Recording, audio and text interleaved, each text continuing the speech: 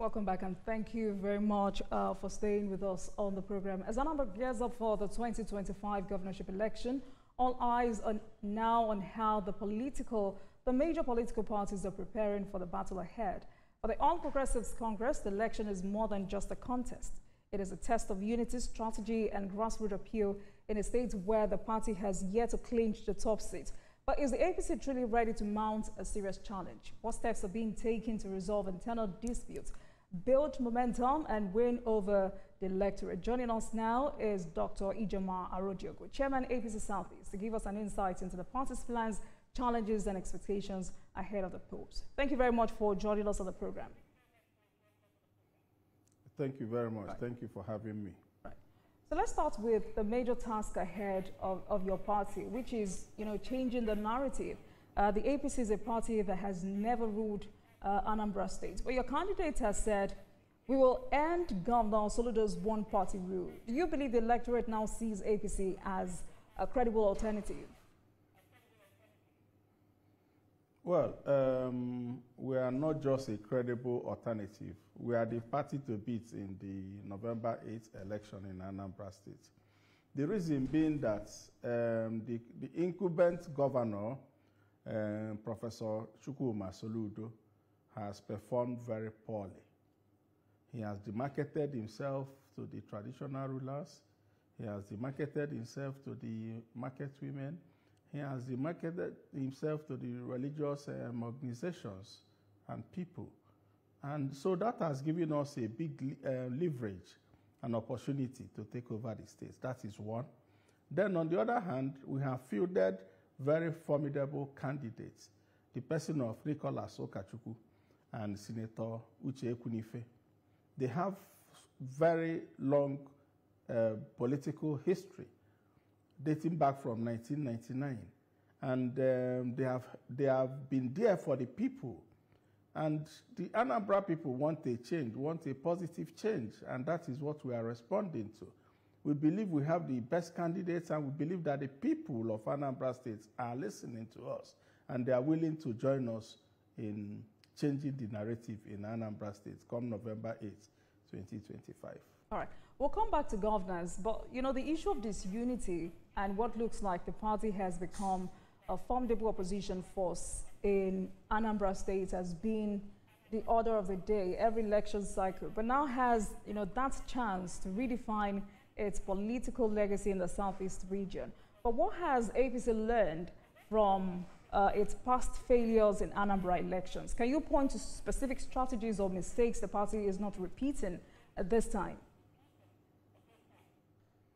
Well, in the last governorship election, the major problem that happened was that the aspirants were not able to come together after the primaries. So there was, they joined up to 14 different political parties. So the strength of the party, APC, was weakened in the state. And that was basically what made us to lose the election. But this time, we took time to organize a very credible, free and fair primaries. And a candidate emerged who has been embraced by most of the aspirants. The party, the National Working Committee, instituted a reconciliation committee. And they have gone around to speak to all the aggrieved aspirants and people in the party. And I tell you, by the day, we have people joining the party, joining the APC from every other political party, from the ABGA, from the PDP, and from the Labour Party. Our party is growing by the day, and there is strong unity in the party as we speak. That strength is what has been lacking in the past.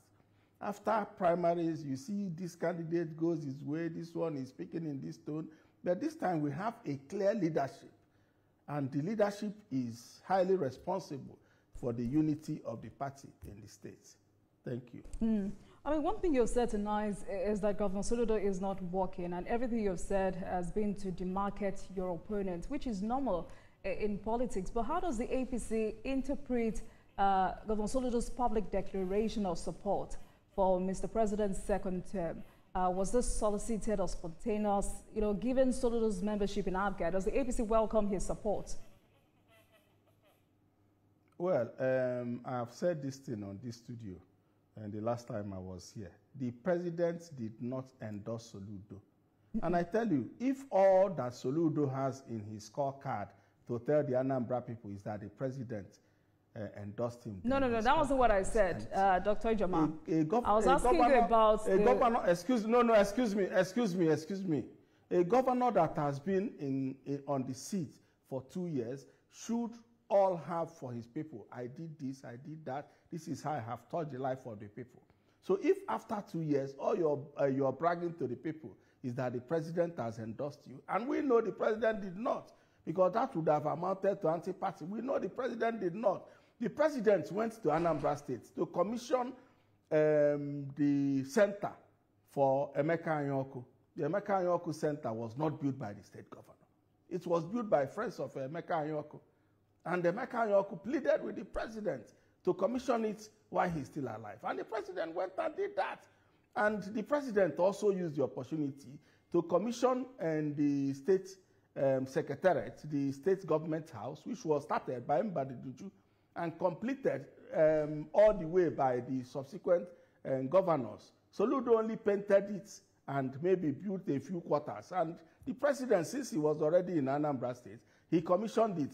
There's a missing part that you fail to take. When a president is going to a place, it is the truth, I know it. Or when a big man is going to a place, the place he's going to will write his speech.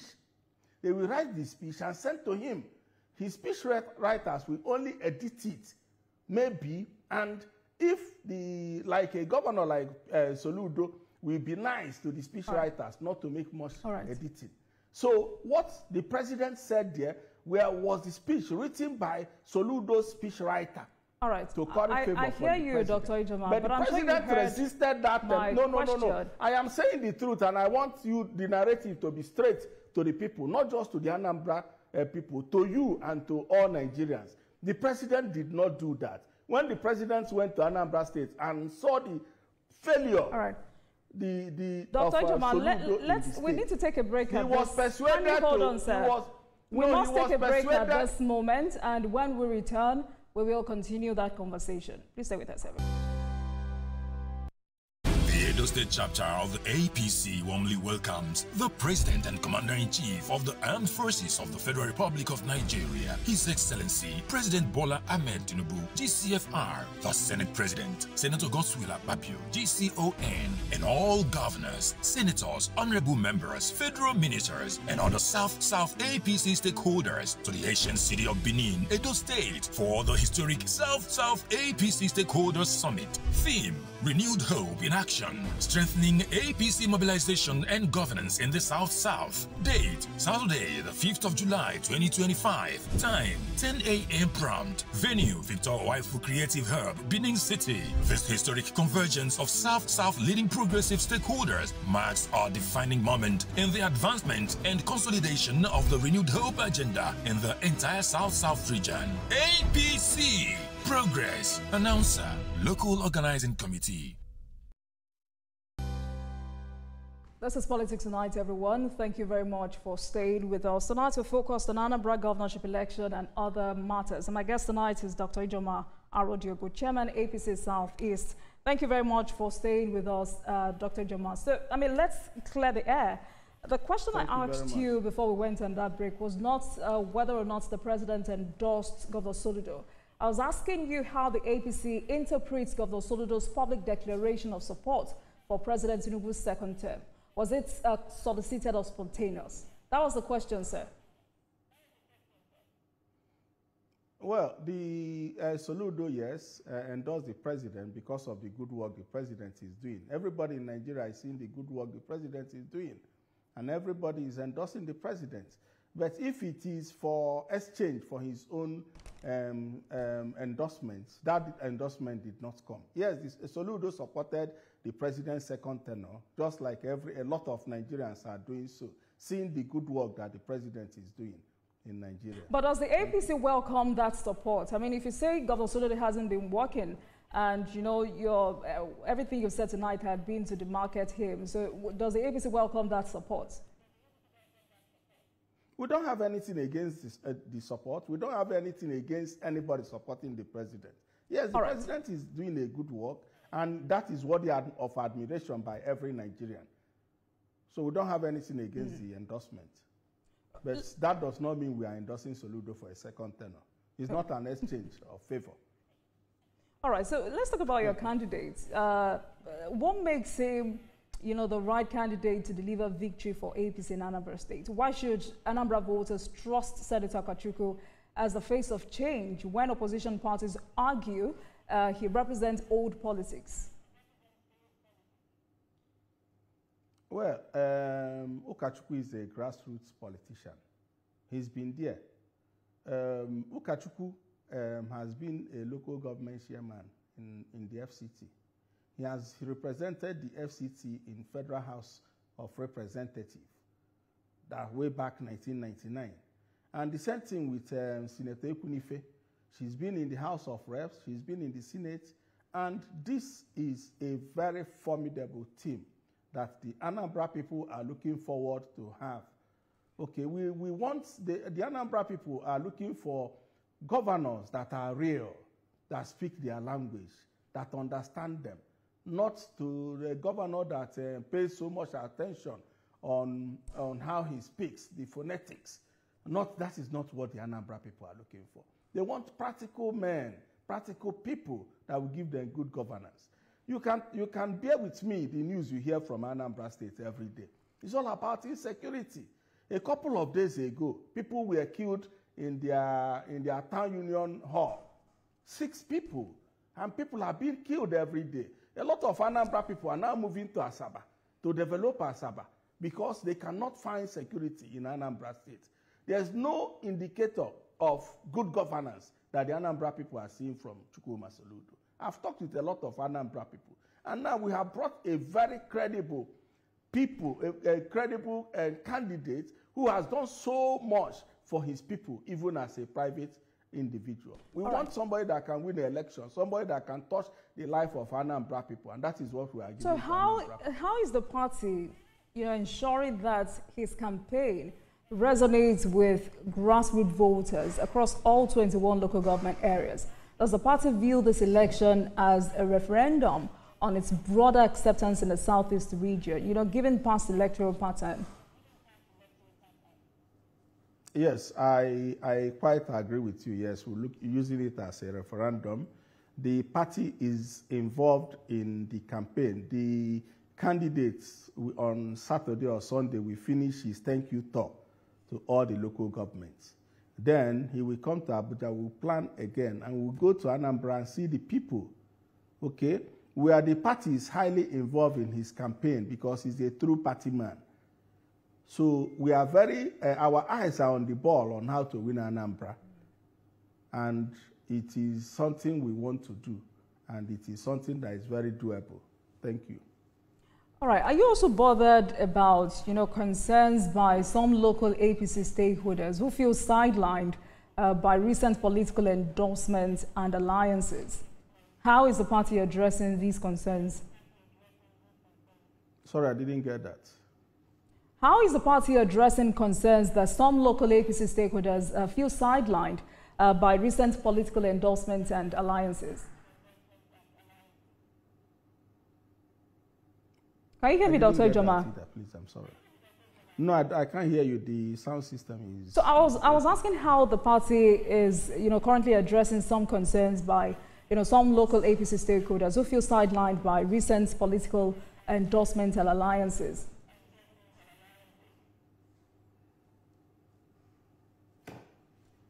Dr. Ijoma, did you get that? All right. So if the APC loses again in Anambra State, will the party admit it had failed or failed to make inroads in the Southeast? What lessons does the party plan to draw for future engagements in the Southeast?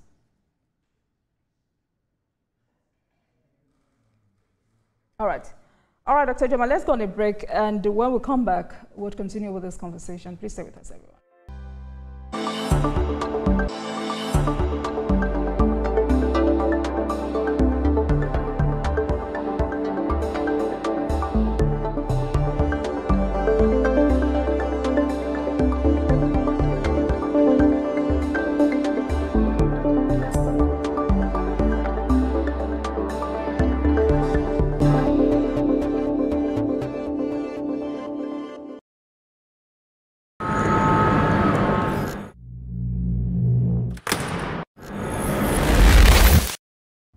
Voted as the best TV station of the year. TVC News breaks into the core of every event as they happen. Following all nationwide big and impactful stories. What are the news from every perspective? Covering every human angle. I am Veronica, bringing you the news you would want to watch. The Inspector General of Police has met with senior officers to review the state of security. We are continuing our coverage of the arrest of Godwin Emefiele. The Senate has summoned the Governor of the Central Bank of Nigeria to properly brief the Senate regarding the state of the economy. What I will never take is threat. Let's now bring you more development from Ibadan, the Oyo State capital, where an explosion has taken place. Tell us about this incident. TVC News. First with breaking news.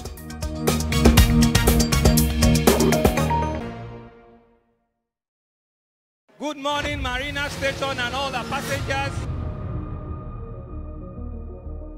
Efficient, it's comfortable. This development will go a long way in reducing congestion and emission. The trains are a long-term solution to Lagos traffic challenges. This is where we take the final, decisions on policies, programs of government. I will have to ensure that, the narration of Lagos as a PLC is taken very, very seriously. This is a major pedestrian bridge linking Oyinbo here to Apapa Road over there. With this overpass, we are providing what we call a permanent solution.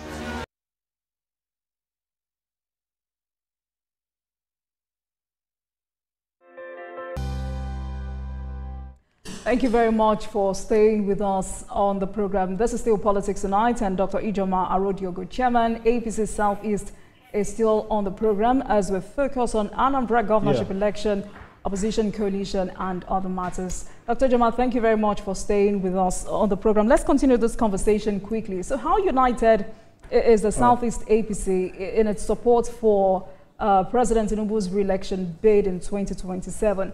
I know Governor Soludo was open about his support for the president in 2027, but can you confirm if the Southeast has officially adopted Mr. President as its candidate for 2027? Oh, absolutely. The Southeast has endorsed the president as our candidate in the 2027 presidential election.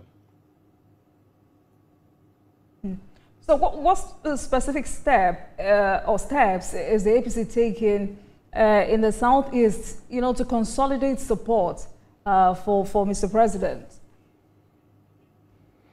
Well, if you are following the news, you see that a lot of senators, a lot of House of Reps members, a lot of State House members from the Southeast are joining our party.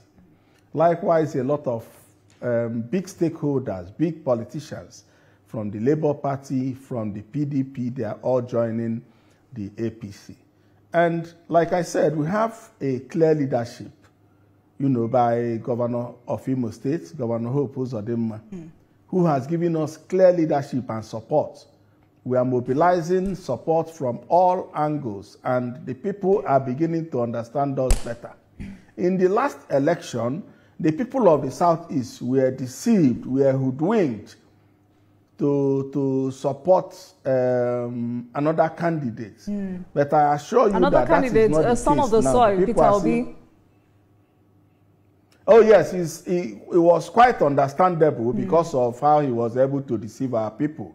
But now with the desperation he has shown in recent time, our people are seeing better, and our people understand better, and our people are going to pay back in due course.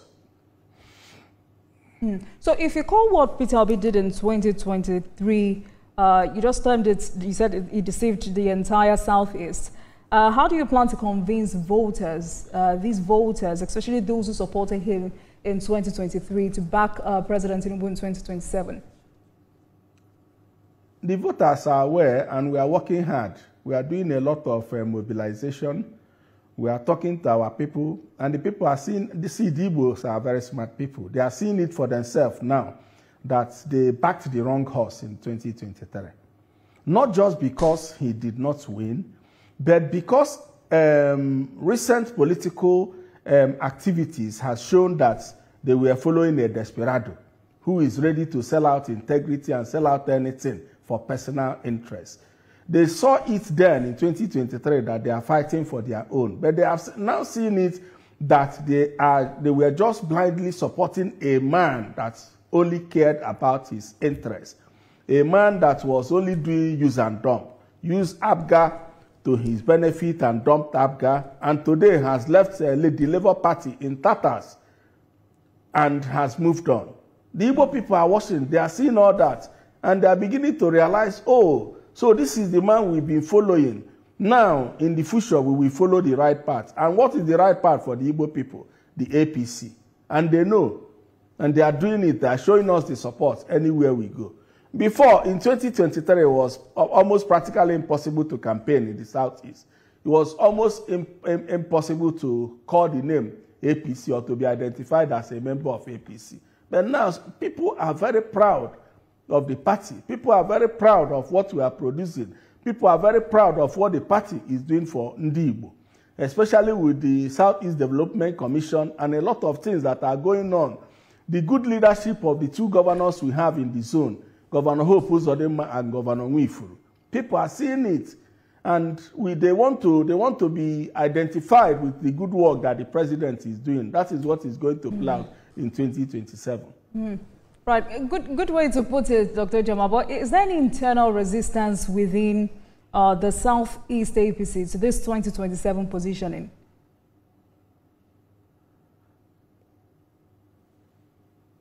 No.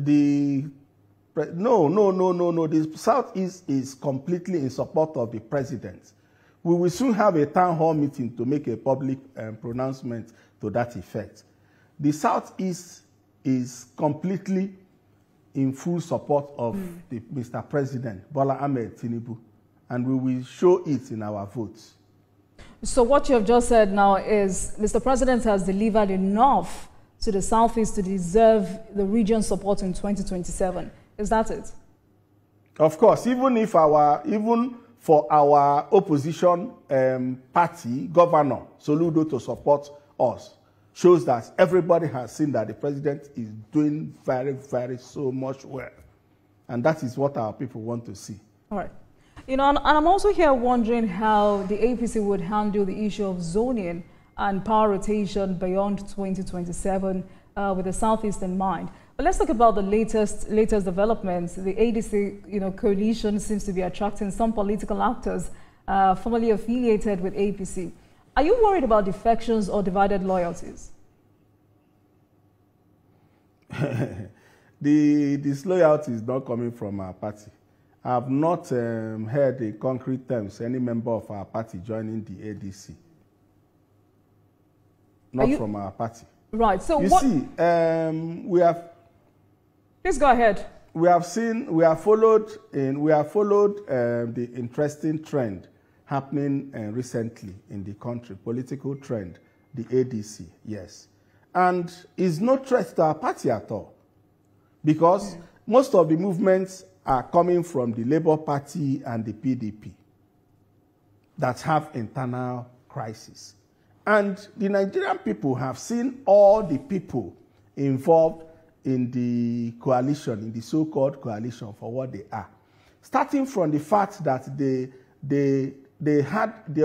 party they took over, it was a forceful transfer of ownership. The presidential candidate of the party in 2023 has been very vocal about his position, because he is still the leader of the party, that he does not support the coalition. He does not support an illegal takeover of the structures of the party. And we have a judgment that the man, Okenwo Suda, sold the party to the coalition group, to Atiku and co. It's not the chairman. There was a judgment given by Justice Inyako that from 21st of August 2022, he has no right to even extend his tenure as the chairman of the party. You can't give what does not belong to you. So even the background of how they took over the party is faulty. I wouldn't say it's criminal, but I mean, it was a forceful transfer of ownership. So it cannot even stand. So we are not worried about the ADC.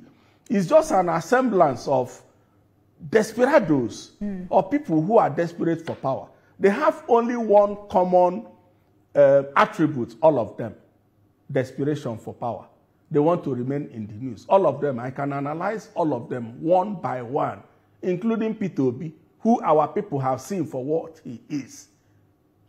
All right, because none of them, you know, I read what Ahmed Dati, Peter Obi's running mate in the 2023 election on Daily Trust today.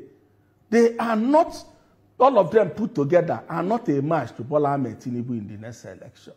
They are not. So we are not bothered. They all have one common attribute, like I said: desperation for power and selfishness. That's just it. All of them. And I tell you, the whole group that formed this alliance, or that are forming this alliance, are all expired and rejected desperados. All right, I get that, because we saw some of the regions. So they need to be in the news by having this coalition and making people think that they have something new. They don't have anything new. These are grandfathers. So if they are working for the youth, who are the major population of Nigeria, they should have some new blood. But these are all the problems of Nigeria from 1999. These are the articles. These are the Amechis. These are the Erufais. These are the P2Ps. Nigerians are wiser than that. And the media now is at the beck and call of everybody. So we can interrogate issues. We can investigate and find out who they are. These are the causes of the problems of Nigeria. So P2P now aligning, the Holy Book said that bad company corrupts good manners. So P2P now aligning with those people he has seen as the people that destroy the country because he's desperate for power, shows who he is, really. Right. And because Dr. Joma, we saw some of the region's political figures in that gathering yesterday. Peter Obi was there clearly, and we also saw Emeka Ihedioha. And reports has it that Alex. Let me talk about Emeka Ihedioha. I'm from Imo State, like him. Okay. Emeka Ihedioha was like stranded as a politician. He was in the PDP. He was a big politician in the PDP. Then, at a point in the last election cycle, he lost control of the PDP to Samuel Anyanwu. Then he took his people and went to Labour Party. Then Atan stopped him from coming into taking any structure. So in the next coming election, is either he's out of politics or he's desperately looking for a platform. And APC was one option, but there's no space for him in the APC. So this is just like a saving grace for him to keep calling meeting and to be seeing people he's talking, to be written about on the newspaper. So these are not forces. These are not forces. We should you said they are not forces, but shouldn't you be bothered that the potentials are not there? But you said they are not forces, but shouldn't you be bothered that the APC coalition is targeting the same voter bloc as APC, particularly disenchanted youth and technocrats? No, the youths know them better now, and they are not targeting any. They are not targeting any. The youths know them better. In the last election, the youth followed Peter Obi, but now they have seen Peter Obi as a man that is desperate for power. Then Emeka Ihedioha, I don't know where he will start. He's my good friend. I don't know where he will start. So we are not bothered about they are struggling for votes with us, because I read that he said in the Daily Trust. These men, can they be patient like Tinubu to set up a structure over years, making sacrifices? At a point, he allowed Atiku to fly his ticket, making building bridges that now coalesce to the APC. And even in the APC, he gave somebody else ticket to run and become president. Then he now structured the party, helped others to grow, and now became president. Can any of them do anything like that? For Atiku, it's just been him. Since running in 1999, it's just been him. And for Peter Obi, I wonder who is better than him for him to step down for. So I don't understand. And Peter Obi has shown another stretch of desperation. He's claiming that he will only do one tenure. We are not fools to be deceived by that. Oh, come on. How can he come and tell anybody that? History has said that over and over. Even if he signs with his own blood that he's going to do tenure, we know he's a liar because he's an impulsive liar. All right. So to say that he will do one tenure so that we will now give him power and then who will be able to take it from him. So I wonder who he thinks he can deceive by that this thing to do a single tenure. Because he's the same man that swore in the public that if he ever leaves Abga, let him and his family perish. And what happened? He left Abga as soon as he wanted power from the PDP. All right. All right, Dr. Jamal, let's go on another PDP, break. He moved to the Labour Party. And now, when he was in Labour Party, it was this same scenario. He now made Abure to go out of his way against the other people, apart them, to give him tickets. And what has happened? After the whole court cases and all that, he now started problem with Abure. And Abure was not fit again to be his friend. The man that stood by him all along. Because we expected that to happen. Okenwosu that sold ADC to them. He sold a dummy to them. All right. Can you say what does not belong to you? All right, Dr. Jamal. And him and have a history. They were all in Abga together at the formation of Abga. Okenwosu was supposed to be the governorship candidate before Peter Obi came with his games and now took the governorship ticket from him. All right. So what is going on?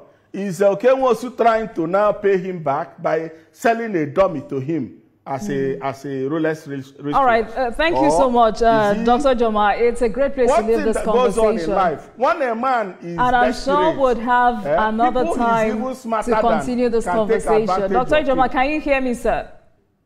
Right, so we're out of time. I can hear you, man. We're out of time. Thank you so much for joining us. I'm sure we'll have another time to continue this conversation. Thank you for speaking with us tonight. Dr. Ijoma Arodiogo is the chairman, APC Southeast. Thank you so much for your time, sir. Thank you. Thank you very much. All right. Let's take another break, and when we return, we'll continue this conversation. Please stay with us.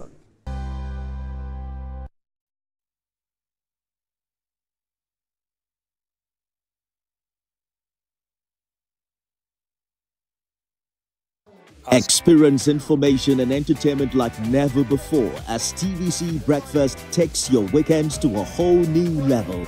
Introducing TVC Breakfast Weekend Edition, your ultimate source of thrilling sports updates, insightful political analysis, and captivating entertainment news. Stay in the know with what's trending, catch up with the latest in sports, and immerse yourself in the latest buzz from the world of music and movies. Your weekends are no longer just days off, but moments packed with knowledge, excitement, and enjoyment. TVC Breakfast Weekend Edition, only on TVC News.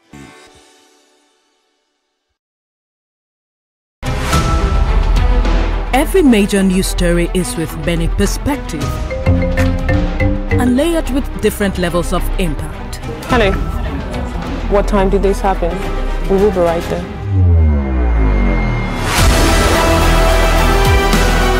At TVC News, we follow the big and major news, gathering the facts, witnessing the outcome. I am here live at the aftermath of the approval of the new national minimum wage. We are TV Station of the Year, not just for breaking news, but for being first, fair and accurate. TVC News, first with breaking news. Doubt and fear doesn't occur at the canvas, it shows in the canvas. It shows the conation of raw earthen material slabbed, stroked and molded at a pace provided by the doubt and fear. Every move weigh in the struggle of one to the other, merging the past to the present, brushstrokes of colors seen but not known. For when the wailing stops, the pieces settle down in abject beauty, erected for a century of a century. speaking, advocating, protesting as the arts are meant to be.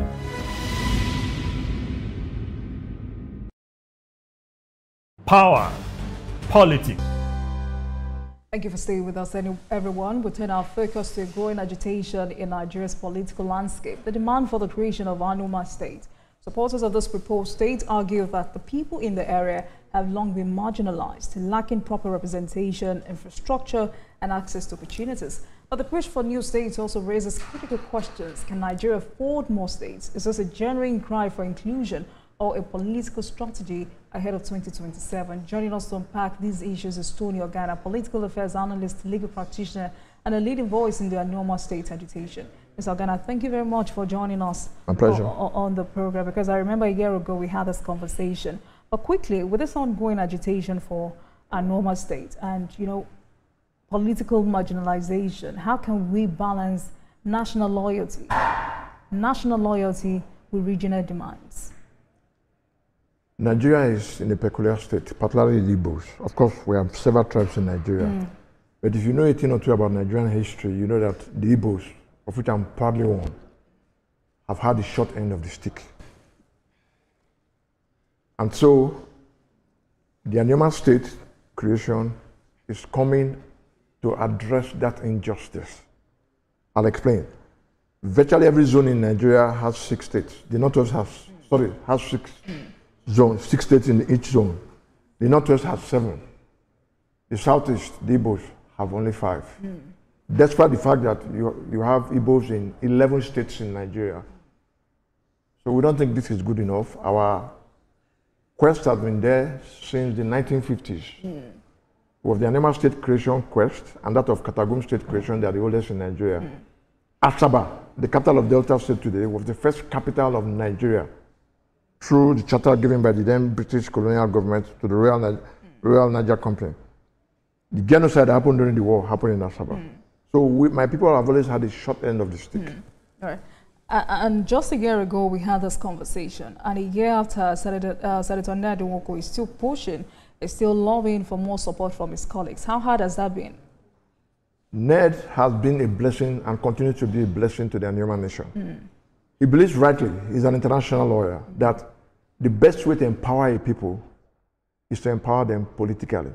You cannot keep dashing people money, giving people contracts, buying people cars, building houses for them, doing street lights, doing boreholes. Those things are well, fine and good.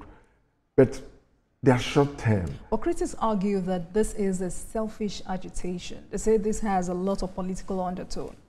There's nothing political about it, except to the extent that they are jittery. When Ned moved from PDP, for example, to APC, the government in Delta State condemned him, only for what to happen in a matter of weeks, only for them to join him. And that's politics. Prince Ned Nwoko is the major factor in Anambra politics. With or without the state, he is popular. Don't forget that the first election he won was in 1999 as a member of the House of Reps. And since then, in and out of office, he has been relevant to the people.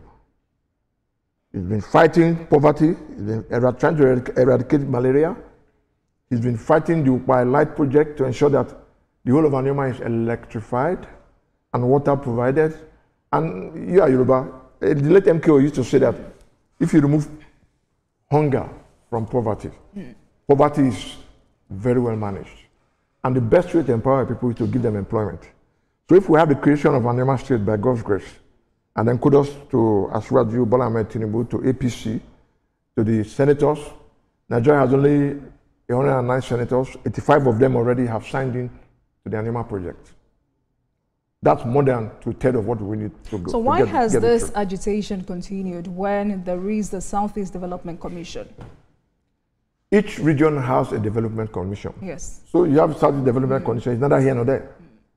Our people want a voice. Our people are not all Igbos, but they are predominantly Igbos. The 9 local governments, Anocha North, Anocha South, Oshimiri North, Oshimiri South, Ika Northeast, Ika South, Ukwani, Ndukwa West, and Ndukwa East, we all speak Igbo largely. We all have and respect the 4 market Igbo days of Nkwo, Ole, Afo. You only find it in Igbo land. The red cap is peculiar to Igbo land. So we want to stay together with our kids and kin and leave it to the prerogative of the president, the prerogative of the APC to determine which zone we are. Now let me explain. We've been in the southwest zone before under the western region. So if they create an Anyoma today and put us in the southwest, we are comfortable. Today we are in the south-south. If they create an Anyoma state and leave us in the south-south, we are comfortable. If they create an Anyoma state and move us to the southeast, which is our prayer, we are comfortable. We speak the same language. Before I came on, your guest before now told you that because of the crime in Anambra, people are rushing to Asaba. Asaba is an Anyoma land. So we are one. If you want to take us to North Central, we'll follow you. We have Igbos in Kogi. So Anyoma is comfortable anywhere. But the truth of the matter is that we are Igbos and we are better off with our kid and kin at the 6th state of the southeast. So if you have Anyoma people in all of the states you have mentioned, oh yes, we do. When the state is created, how do you bring all of those people together? The first thing after creating the state is boundary adjustment. I'll give you an example. In Edo State, Edo is not Igbo. But the people of Ibanke, for example, are 1,000% Igbo. They want to join us. So after the creation of the state by God's grace, there will now be boundary adjustments. And what we hope will be a follow-up. Local governments will have to be broken down so that development can get to the people. So instead of having only Senator Ned Nwoko now, the only Anyoma senator, you have 3 Anyoma senators. One from Anacho Shimini, which is where the senator is from, Ned, which is where I'm from. One from Ika, which is where the former senator, Ekweme, Okowa, is from. And then one from Ndokwa Okwane. You then have more automatically, you have more, apart from local government, you have more federal constituencies. And the unique point about Anyoma is that Asaba is already a state capital. We already have a state house there. So we're not going to build a new one. We already have. And I'm not saying this because I'm Anyoma. We have the best state secretariat in Nigeria. So it's not best state what? State secretariat. Okay.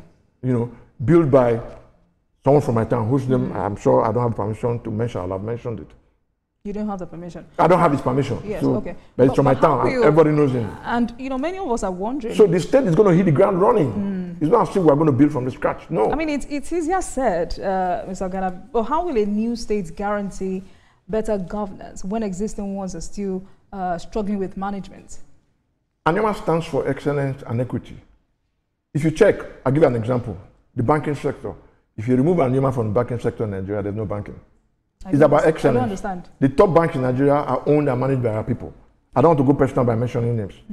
But if you challenge me, I will. So it doesn't look as if I'm just throwing up names in the air.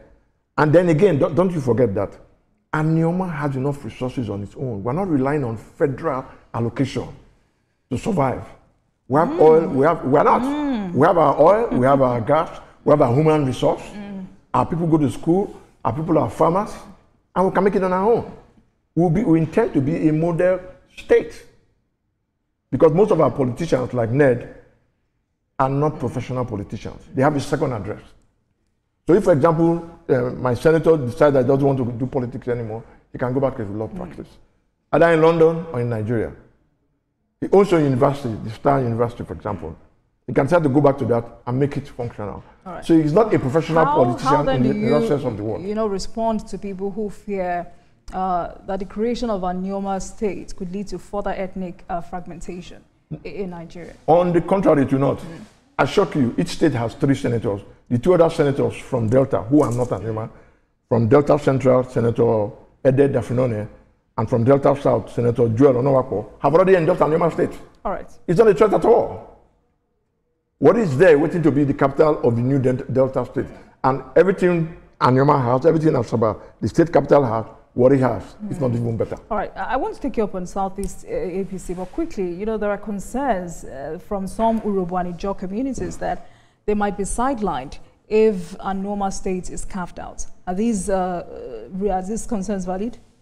No, our destinies are not the same. We just find ourselves through the fiat of military rule in the same state. So what happens to those people? They become the real Delta, they become the new Delta state. There's no argument about it at all. I just told you. The new Delta state? Okay. Yeah, because Anyoma will have gone. Or they can even continue to remain Delta state. So they have the liberty to choose? Oh, of course, yes. All right. Anyoma is not going to choose for them. We have chosen our own name. Anyoma, which means the good land.